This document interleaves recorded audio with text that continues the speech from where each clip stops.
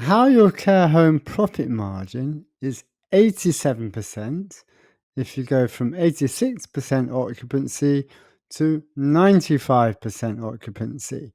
That's what I'm going to show you on this video and the implications that has for your care home in that scenario. So what I am going to presume here when I go through this with you today is your care home has, let's say, a capacity of 40 residents. The average in the UK is around about 29, 30. And also the average occupancy of care homes in the UK is 86%. But I'm going to focus on a 40-bed care home. Let's call it Joe Blogg's care home. It's at 80%.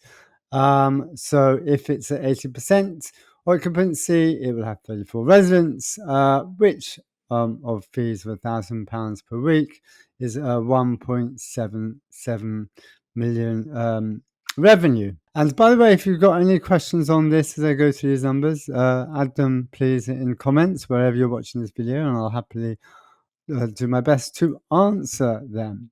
And also any insights and reflections of your own. Now, I'm going to presume here that your net profit is 10%. Now, I know that some care providers, their profit is significantly more than that.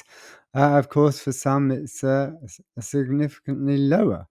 But the average EBITDA, that's the EBITDA, obviously net profit, the average EBITDA. And again, if you want to go on EBITDA, then the average in the UK for care home providers, according to the Knight Frank Home Trends Report, is 25%. So if you would have this number, you see where my cursor is in EBITDA, that number there would actually be at least twice that. So a net profit of 10% on a 1.77 million is 10%. Is 177,000.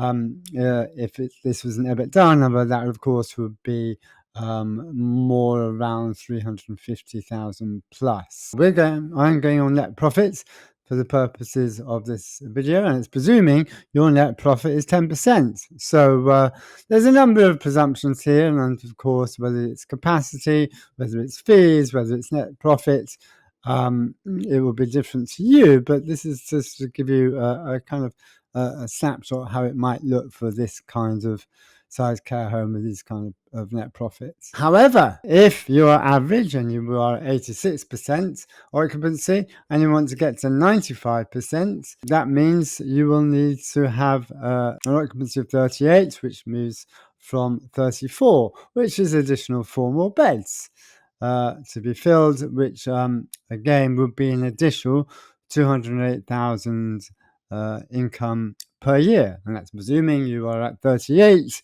as opposed to 34 for a full 12 months. So again, any questions, thoughts on this or reflections, please just put them to me in comments. I'll happily answer myself or my network of experts that I have in the sector.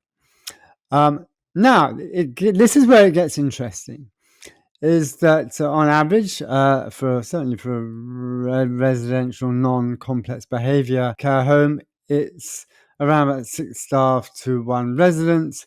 And what we do know is that 60% of a care home's income approximately is spent on staff costs.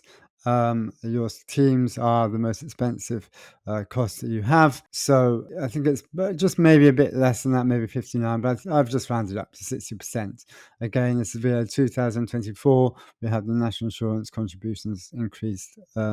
National insurance contributions are coming into play. However, if you are going to get 4 extra residents, which would again, just to reiterate, will bring you from 86% to 95%, that's only going to be 1 additional member of staff, which means, and this is where it gets very interesting, as you remember, 288,000 is the additional per annum income from those 4 extra beds. but you're only hiring one additional staff member at approximately, let's say, 25,000 to 30,000 a year. So that means that profit percentage for those last four residents is significantly higher. Why? Because again, your percentage of staff costs is proportionally much more minimal because it's only one member of staff, which means that's an additional, so that again, 87% profit on 208,000 is 180,000. So again, that's good, correct? And that in mind, it seems, just looking at this data, looking at these numbers, your number one priority should be to get more residents. Why? Because you are going to have better profit margins, and of course, how you decide to spend those increased profit margins, increased EBITDA margin, is up to you. Whether that may be in more capital expenditure, whether that's be increased dividends for you as an owner, whether that's how you reward your staff. So, but of course, correct me if I'm right or wrong, increased occupancy generally means a more healthy home. Certainly for care quality, I would suggest, because you're bringing in more income, and also morale of your staff. So financially, you're better. From a care position, you're better, and that's a better situation for everyone. So, number one priority would be, I think the numbers show from this, would be to get those more residents. So again, if you are a 50, 60 bed home and you're 80% occupancy and you want to get to 95% occupancy, those numbers start to look even more in your favor. So I hope that's helpful. And as I said, mentioned, please let me know if you've got any thoughts and comments and questions. I'll happily do my best to answer them.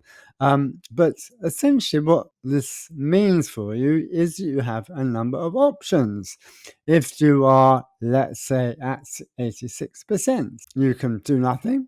You can stay as you are. Everything's looking pretty good.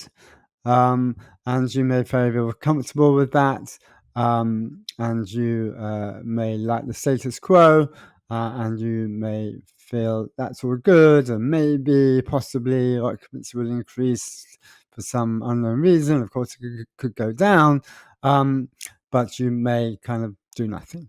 Another option, of course, is you change the category of residence that you have, and again, these are the options that I hear care homeowners run through with me when I talk to them. Is yes, they could focus, if they're residential, focus on more dementia related, more complex care, but then that can disrupt the culture of their home. They may, again, if they are more complex care, perhaps more complex, challenging dementia, look for more residential category of residents. But again, that might affect them as, again, who they are, their USPs, what makes them special. So that's something to 100% to bear in mind. And of course, people in different care homes move around on this, but essentially the criteria of residents, the category of residents, and kind of residents they're looking to care for comes into this as something that they consider.